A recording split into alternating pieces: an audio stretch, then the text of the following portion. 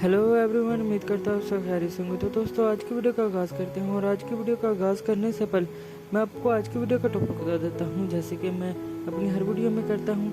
Video का आगाज़ करने से पहले उसका टॉपिक बताता हूँ। और आज की वीडियो का टॉपिक है BS सॉफ्टवेयर इंजीनियरिंग। तो दोस्तों, BS सॉफ्टवेयर इंजीनियरिंग आज का हमारा टॉपिक है। और सबसे पहला पॉइंट जो हम इस वीडियो में डिस्कस करेंगे वो ये होगा कि BS क्या है।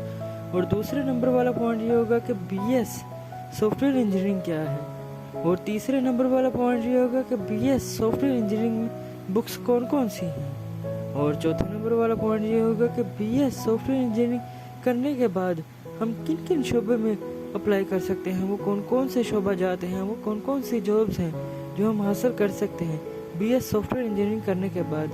और उसके बाद हमारा पांचवा पॉइंट वो ये होगा कि हमें BS सॉफ्टवेयर इंजीनियरिंग करना क्यों चाहिए, क्यों हम BS सॉफ्टवेयर इंजीनियरिंग करें। तो दोस्तों, आज की वीडियो का आगाज़ करते हैं। मेरा नाम है उमैर और इस वीडियो को जो आप देख रहे हैं वो जो चैनल है वो है नेबुला।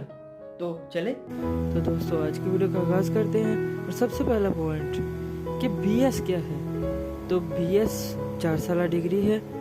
इसके लिए हमें 4 साल किसी भी टॉपिक को स्टडी करना होता है। किसी भी टॉपिक मतलब कि आज का जैसे कि हमारा BS सॉफ्टवेयर इंजीनियरिंग टॉपिक है, इसमें ये होगा कि कोई भी टॉपिक अगर लें उसमें ये हो सकता है कि जैसे कि बॉटनी, जियोलॉजी और इस तरह के, मतलब कि जितने भी कंप्यूटर फील्ड्स के रिलेटेड भी BSIT हो गया या BS कंप्यूटर साइंस हो गया, इस तरह के जितने भी टॉपिक हैं, मतलब कि स्टडी करने वाला जो भी पॉइंट है उस लिहाज से 4 साल हमें उस एक टॉपिक को स्टडी करना होता है। और 4 साल स्टडी करने के बाद हमें वो डिग्री देते हैं। और BS हमें 6 मंथ के बाद पेपर देने होते हैं। 6 मंथ के बाद पेपर आते हैं। यहाँ पे एक छोटा सा डिफरेंस है BSc और BS में।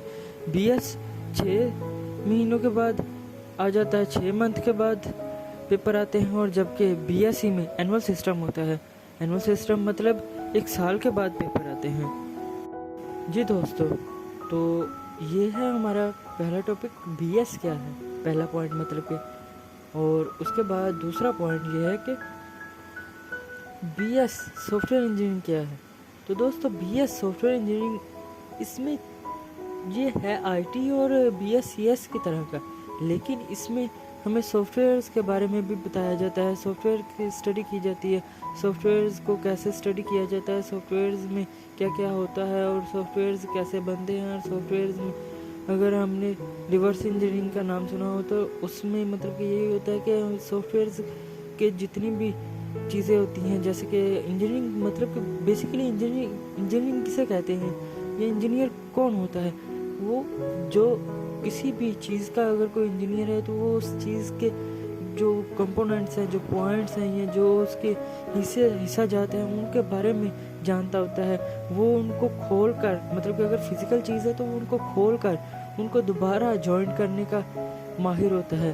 तो इसी तरह ये सॉफ्टवेयर इंजीनियरिंग में ऐसा होता है कि जो सॉफ्टवेयर इंजीनियरिंग करते हैं वो सॉफ्टवेयर्स को ओपन करके उसके बारे में जानते हैं कि सॉफ्टवेयर में कौन कौन सी लैंग्वेज यूज़ हुई है, सॉफ्टवेयर में कौन कौन सी चीज़ें यूज़ हुई हैं, सॉफ्टवेयर को क्या क्या उन्होंने करके कौन कौन सी प्रोग्रामिंग की हुई है। ये सारी चीज़ें इसमें आ जाती हैं सॉफ्टवेयर इंजीनियरिंग। और ये सारा काम करते हैं सॉफ्टवेयर इंजीनियर। और उसके बाद आ जाता है हमारा पॉइंट सॉफ्टवेयर इंजीनियरिंग वाला, मतलब कि BS सॉफ्टवेयर इंजीनियरिंग में कौन कौन सी बुक्स होती हैं। हमारा तीसरा पॉइंट ये था कि BS सॉफ्टवेयर इंजीनियरिंग में कौन कौन सी बुक्स होती हैं। तो दोस्तों, उसकी पहले सेमेस्टर की मैं बुक्स बताने जा रहा हूँ। और अगर आपको कंप्लीट सेमेस्टर्स की बुक जाननी हुई तो आप मुझे बता दीजिएगा। ये पहले सेमेस्टर की है, वैसे मैं आपको फिर बता रहा हूँ कि ये पहले सेमेस्टर की है। अगर आपने कंप्लीट जानना हुआ कि हमारे जो 8 सेमेस्टर होते हैं इसमें उन सब में कौन कौन सी बुक्स हैं, तो वो आप मुझे कमेंट कर दीजिएगा। मैं चाहे वीडियो बना दूंगा चाहे कमेंट में बता दूंगा। तो दोस्तों, सबसे पहली बुक इंट्रोडक्शन टू कंप्यूटिंग, मतलब कि कंप्यूटर की होती है। इसमें कंप्यूटर का तो होना लाजमी है क्योंकि ये सॉफ्टवेयर इंजीनियरिंग है, तो सॉफ्टवेयर कंप्यूटर पे बनते हैं और कंप्यूटर का होना लाजमी है। ठीक है, तो सबसे पहली बुक होगी इंट्रोडक्शन टू कंप्यूटिंग। ठीक है, उसके बाद जो बुक होती है वो है प्रोग्रामिंग की। पहली बुक कंप्यूटर की और दूसरी बुक प्रोग्रामिंग की। ये दोनों कंप्यूटर की हैं, लेकिन थोड़ा सा इसमें डिफरेंस आ जाता है। प्रोग्रामिंग में सिर्फ प्रोग्रामिंग होती है, कंप्यूटर की वो प्रोग्रामिंग होती है। वो आम लैंग्वेज नहीं, जैसे इंग्लिश, उर्दू, हिंदी, पंजाबी, सिंधी, सिख, या मतलब कि ATC जितनी भी लैंग्वेज है, ये वैसी लैंग्वेज नहीं है। और इस तरह इसके बाद इंग्लिश की बुक होती है, और तीसरी बुक इंग्लिश की होती है, और चौथी बुक मैथ की होती है, और पांचवी बुक, ये पांचवी, छठी और सातवीं, ये तीनों बुक्स वेरी होती हैं। ये university to university, college to college, और डिफरेंट जगहों पे, मतलब कि प्लेस टू प्लेस, ये तीन चार चीज़ें जो मैंने बताई है, college to college, university to university, place to place, ये तीनों चीज़ों में वेरी करती हैं। मतलब कि ये तीनों बुक्स ये तीनों जगह पे वेरी करती हैं।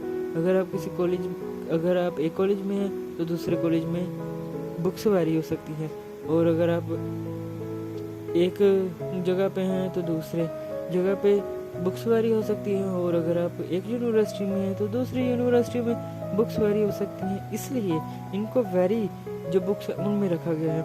तो इनमें हो सकता है, अगर आप पाकिस्तान में हैं तो पाकिस्तान का मुतालिया हो सकता है, और अगर आप हिंदुस्तान में हैं तो हिंदुस्तान का मुतालिया हो सकता है, और अगर आप किसी भी मुल्क में हैं तो उसका मुतालिया हो सकता है। और उसके बाद अगर आप पाकिस्तान में हैं तो आप नॉन मुस्लिम हैं। अगर आप पाकिस्तान में हैं और नॉन मुस्लिम हैं तो आप एथिक्स रख सकते हैं। और अगर आप इंडिया में हैं और अगर आप मतलब कि अक़लियती कोटे में हैं या अक़लियत है तो उसमें भी आप एथिक्स रख सकते होंगे। और उसके बाद मतलब कि ये कंट्री टू कंट्री वेरी हो सकती हैं, इनकी जगह पे कुछ और हो सकता है, तो इसलिए इनको वेरी में रखा जा रहा है। और इसलिए बार बार मैं ये कह रहा हूँ कि ये वेरी करती हैं। और उसके बाद अगर आप पाकिस्तानी हैं तो और आप मुस्लिम मज़हब से ताल्लुक़ रखते हैं तो इस्लामियात हो सकती है। ये बुक्स होगी। और उसके बाद बुक्स के बाद जो हमारे पास आ जाता है वो ये है कि BS सॉफ्टवेयर इंजीनियरिंग में जॉब्स कौन कौन सी होती हैं। और इसमें सबसे बड़ा हिंट ये है कि जिस भी जगह पे कंप्यूटर यूज़ हो रहा है वहाँ पे आप अप्लाई कर सकते हैं। और इसमें सबसे पहली जॉब, ये सबसे बड़ा हिंट है, और इसको हम पहली जॉब में रखते हैं। और दूसरे नंबर पे जो आ जाती है वो है कंप्यूटर ऑपरेटर, आप अप्लाई कर सकते हैं। और तीसरे नंबर पे जो इसका नाम है वो वो तीसरे नंबर पे ये है कि जो इसका नाम है वो बुक, और वो बुक कौन सी है, वो है सॉफ्टवेयर इंजीनियरिंग। तो आप सॉफ्टवेयर इंजीनियरिंग में अप्लाई कर सकते हैं। और उसके बाद चौथे नंबर पे आप सिस्टम प्रोग्रामर में अप्लाई कर सकते हैं। और उसके बाद आप as a information system manager के तौर पे अप्लाई कर सकते हैं। और उसके बाद चीफ टेक्नोलॉजी ऑफिसर के तौर पे अप्लाई कर सकते हैं। इसी तरह के बहुत से शोबा जाते हैं। और अगर आपको इनकी कंप्लीट लिस्ट चाहिए हो या मतलब कि और शोबा जात के बारे में जानना होगा, वीडियो बहुत लंबी हो रही है इसलिए मैं बुक्स का भी शॉर्ट किया और शोबा जात का भी शॉर्ट किया। और अगर आपको कंप्लीट शोबा जात के बारे में जानना हुआ या बुक्स के बारे में जानना हुआ तो आप मुझे कमेंट कर दीजिएगा। मैं आपको चाहे वीडियो के तौर पे वीडियो बना के आपको बता दूं या फिर कमेंट में लिस्ट सेंड कर दूंगा। और उसके बाद बुक्स हमारे ये जो 3 टॉपिक थे ये कंप्लीट हो चुके हैं। पहला कि BS क्या है, दूसरा ये कि BS सॉफ्टवेयर इंजीनियरिंग क्या है, तीसरा ये कि BS सॉफ्टवेयर इंजीनियरिंग में बुक्स कौन कौन सी है, और चौथा ये अभी हम स्टार्ट करने जा रहे हैं कि BS सॉफ्टवेयर इंजीनियरिंग हमें क्यों करनी चाहिए। तो दोस्तों, और इसके प्रोफेशन जो चौथा टॉपिक था इसके प्रोफेशंस, उस पर वो भी हमारे कंप्लीट हो चुका है, ठीक हो गया। और अब हम बात कर लेते हैं कि BS सॉफ्टवेयर इंजीनियरिंग हमें क्यों करना चाहिए, ठीक हो गया। तो BS सॉफ्टवेयर इंजीनियरिंग इसलिए करना चाहिए, अगर आपका इंटरेस्ट है BS सॉफ्टवेयर इंजीनियरिंग में तो फिर करें, अगर आपका इंटरेस्ट नहीं है तो आप ना करें। अगर आप कहने के अगर आपका इंटरेस्ट नहीं है तो आप एक तो काम ठीक तरीके से नहीं कर पाएंगे, और दूसरा अगर आप इस फील्ड में जाएंगे तो आप वो जैसे काम परफॉर्म करना चाहिए वो नहीं होगा, और आप अपने तौर पे भी अनसेटिस्फाई होंगे। और जिस कंपनी में आप जॉब करेंगे या जिस इदारे में या जिस ऑर्गेनाइजेशन के साथ आप लिंक होंगे और जॉब करेंगे, वहाँ पे भी आप डिस्टर्बेंस क्रिएट होगी। तो इसलिए अगर आपका इंटरेस्ट है तो आप करें, अगर नहीं है तो कभी ना करें। तो दोस्तों थैंक यू वेरी मच इस वीडियो को देखने के लिए। Thank you very much all of you, thank you very much.